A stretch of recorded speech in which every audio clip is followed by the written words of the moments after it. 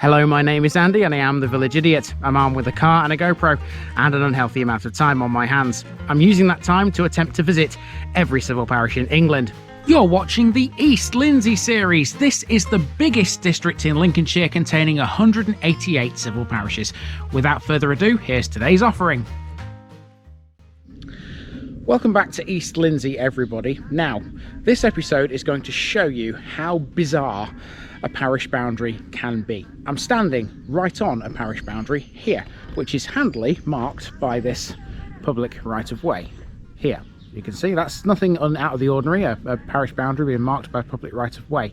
However, this right-of-way runs right through a village, and it means that these houses, you can see here, are in today's episode, but this house here will be in next week's episode.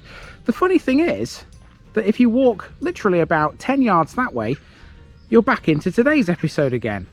It's a very strange situation, and throughout this entire walk, which will be one continuous thing around both places, we will be flitting in and out of both of these two villages. We're going to start off with the parish of Goulceby.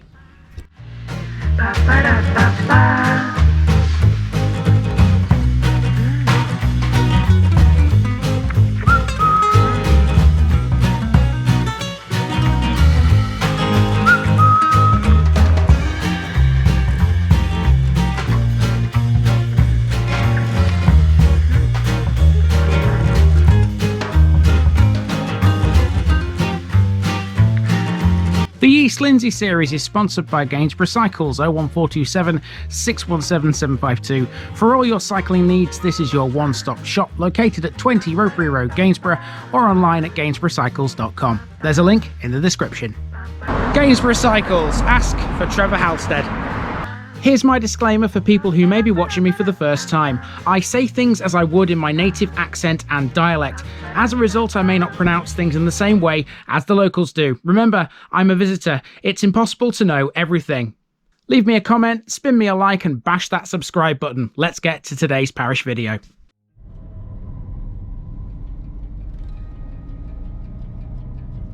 Goulceby, Kolkr's farm. Here we go again in East Lindsey, and once again we're on the Lincolnshire Wolds. This is Goulceby, which as you drive into it, signs might make you believe you're actually in two places at once. Well, in essence you kind of are. Goulceby and its neighbour, Asterby, share perhaps one of the strangest borders in the country. It's so confusing that just looking at it on a map might give you a sizeable headache. Random houses which should theoretically be in Goulceby are actually in Asterby, and one street in particular is effectively stuck between two parts of the other parish. If you can understand the madness, Goulceby is a pretty cool place. This was the village where the hangman, William Marwood, was born. He invented the long drop technique of execution, which is still practiced in a few countries today. His older brother lies in what was the former churchyard here, and the church itself was moved to a new location in 1908. We'll be seeing that, as well as a beautiful stream that forms a ford with Hall's Hill, a fabulous pub called the Three Horseshoes, and a herd of cattle who tried to follow me at one point. Our return to the Wolds is a brilliant one, whichever way you slice it. Come with me to learn about it all as we tick another parish off that big East Lindsey list.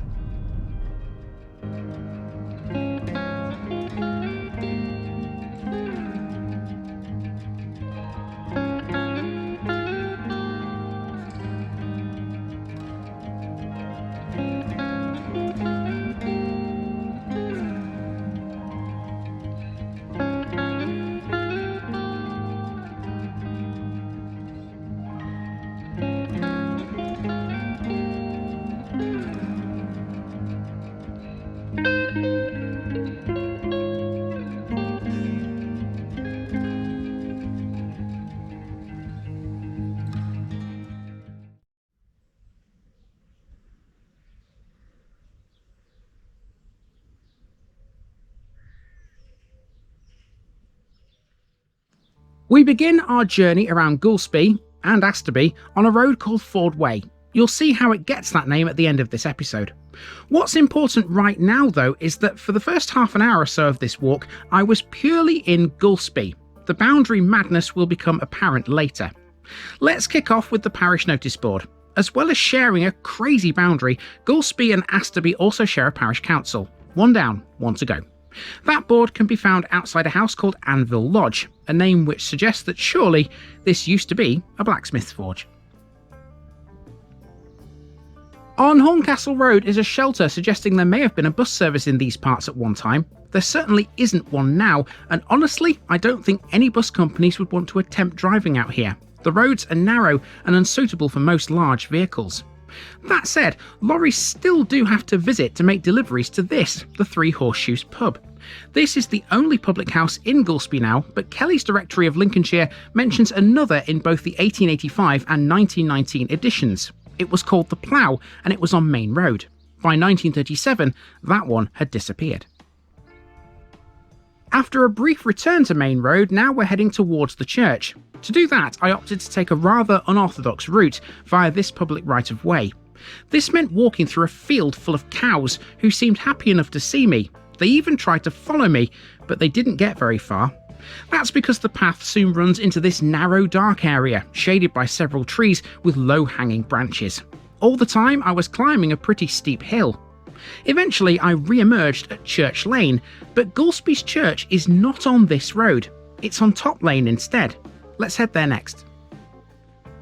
This is All Saints, and it was built in 1908 by G.H. Allison of Louth.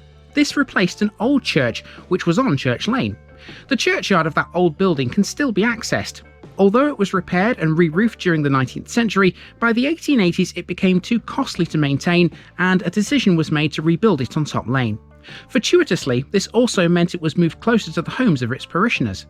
The process took over 20 years and was carried out using local labour and the materials from the old church.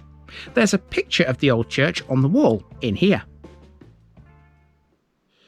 So by no means an elaborate building this, it's a very simple church and it's always open as well. That's a good thing, so no matter what time of day you can always come into this and take a break out of the rain or whatever. Luckily it's not raining at the moment, but if it was, I'd be feeling quite thankful for being inside this little building. Very bright lights in here as well. It's unusual for a church to have lights that are this bright, but for some reason they are. There we go. Right, now let's move on and carry on through Goulceby. We're soon going to get to the point where Goulceby and Asterby start to intertwine with each other, and that's where it's going to start getting really interesting. Hopefully my signal on my phone still lasts, because I'll need to see exactly where the border is. It's complicated, let me tell you. We return to the route on Watery Lane after having made our way back down the hill we climbed through the cowfield. This enables us to get our first look at Goulceby Beck, a watercourse that splits the village into two distinct pieces. This water all ends up in the River Bain as it rushes down off the hills and into the drainage basin of the Witham Valley. The downhill section, though, doesn't last very long. Next, it's Butt Lane, and this is again an uphill climb. Until pretty recently, this road was the location of Goulceby's United Free Methodist Chapel. It was founded in 1854 and closed in 1980. There's a lot of Thai massage therapists in this part of East Lindsey. Pear Tree Cottage, seen here, is the base of the Ragged Robin. There was a similar business in Hemmingby too on Mill Lane. As businesses go, they seem like a popular thing out here. At the top of the hill is an old school, which was made up of two buildings. White's 1856 Trade Directory states that Goulceby School was originally built in 1750, before being rebuilt in 1826. The school appears to have closed in 1958 after a period of continued low attendance. Only 5 pupils were attending in its final academic year. Anyone who says that Lincolnshire is flat and boring has never walked the Wolds. Because trust me, walking around this place, there's a fair few hills. That's all I'm going to say. So we've reached the top of another hill here. That house behind me is called Top Cottage.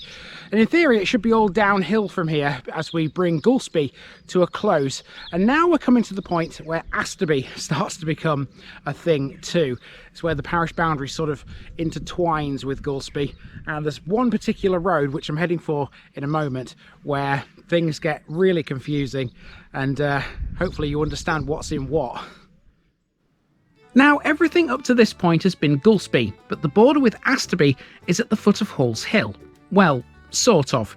You're still in Goulceby as you turn right onto Shop Lane, but in a matter of yards, the road becomes Asterby. This house in shot now is Goulceby, but its next door neighbour, this house, is in Asterby. At the end of the road, you're back into Goulceby again. Here's what the border looks like on a map. This has to be one of the most confusing in the country. Part of it follows Goulceby Beck, and where that crosses Hall's Hill, there's a ford, hence the name of Ford Way. Now, luckily, I don't need to get my feet wet here because there's a footbridge which runs over the beck as well, which means I can bypass the ford. I might have to drive through that later, but that's by the by, quite frankly.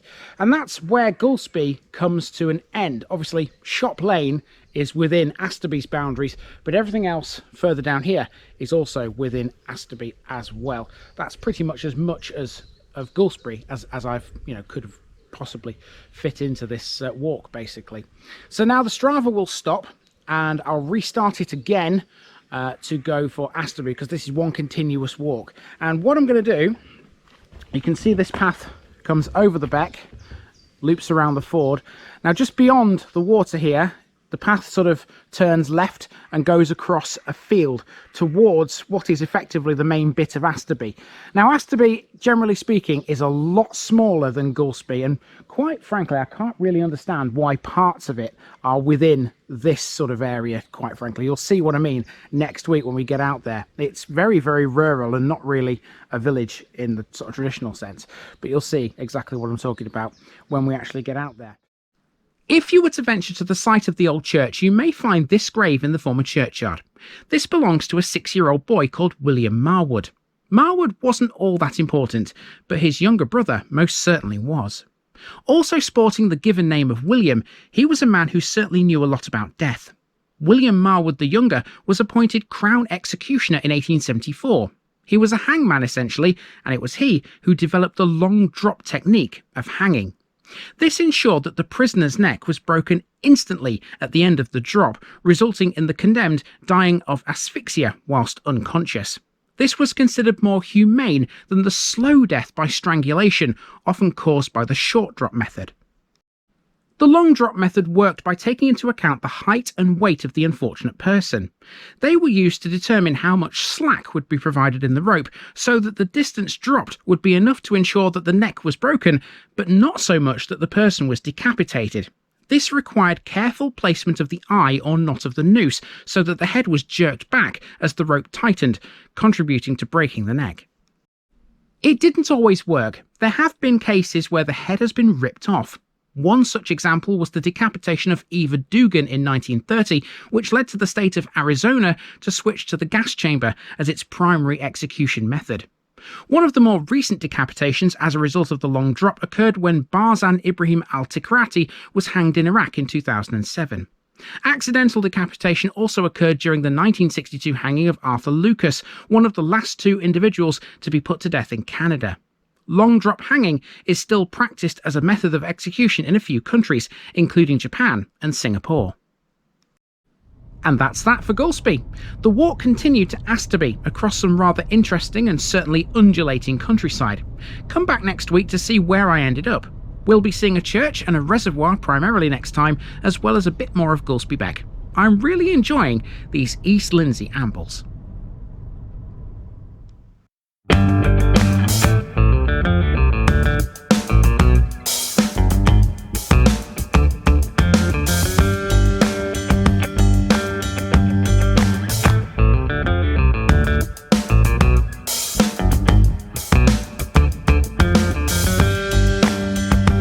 Thanks for watching this video, folks. Don't forget to like this episode if you haven't already. It really makes a difference with YouTube. If you're new here, subscribe to the channel for more videos like this, and give us a share too if you've got friends who'd like it. You can find all the links to my social media accounts below, as well as my Buy Me a Coffee page where you can donate to the channel. Also, if you've enjoyed this episode, have a look at some more videos in this series. Until next time, I've been Andy, also known as the Village Idiot, and I'm out.